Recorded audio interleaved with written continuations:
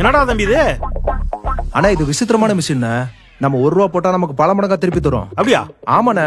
अच्छा मशीन है भैया जल्दी डालो।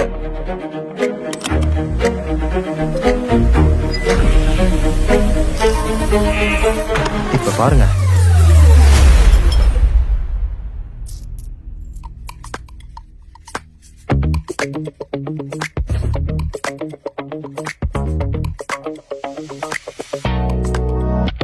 என்னண்ணே 1 ரூபா போட்டா 29 பைசா தான் வந்திருக்கு. பீகார் மாப்ள நீ போடு.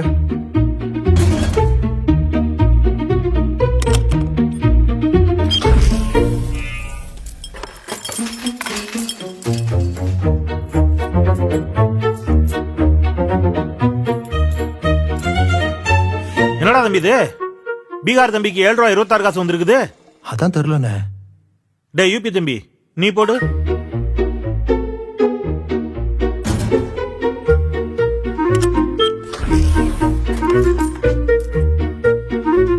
₹2.73 என்னடா இது?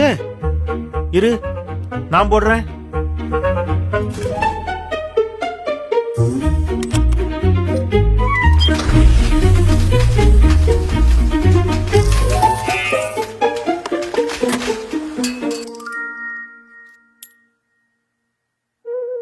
என்னடா இது 29 பைசா வந்திருக்குது. பீகார்கார தம்பிக்கு 7 ரூபா 26 காசு வருது. யூபி கார தம்பிக்கு 2 ரூபா 73 காசு வருது. நமக்கு மட்டும் 29 பைசா கொடுக்குது. எங்கடா வாங்கி தொலைச்ச இந்த கருமத்தை? ஆனா இது டெல்லி மிஷின். குஜராத்காரன் 2 பேர் வித்துக்கிட்டு இருந்தாங்க. ஏதோ டபுள் இன்ஜின் டெக்னாலஜின்னு சொல்லி ஏமாத்திட்டாங்க. எது இது டபுள் இன்ஜினாடா? ஏண்டா டப்பா இன்ஜினை எவனோ ஏமாத்தி தலையில கட்டியிருக்கான்.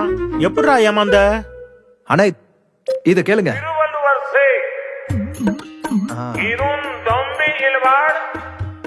हमारा जी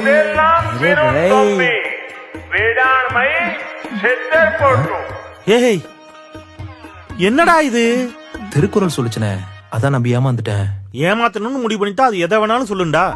உனக்கு அறிவு வேண்டாமாடா? இந்த டப்பாவை போய் வாங்கிட்டு வந்திருக்கியாடா? கரெக்ட் தானே. இந்த டப்பா மிஷின் நமக்கு தேவையில்லைண்ணே. முதல்ல இந்த கருமத்தை ஒழிச்சுக்கட்டு. டபுள் இன்ஜின் சொல்லி வடமாநில நாட்டில் ஏமாற்றி அவங்க வாழ்வாதாரத்தை அழிக்கிற உங்க டப்பா இன்ஜின் தமிழ்நாட்டில் ஓடவே ஓடாது. எங்க தமிழ்நாடு எப்பவுமே டெல்லிக்கு அவுட் ஆஃப் கண்ட்ரோல் தான்.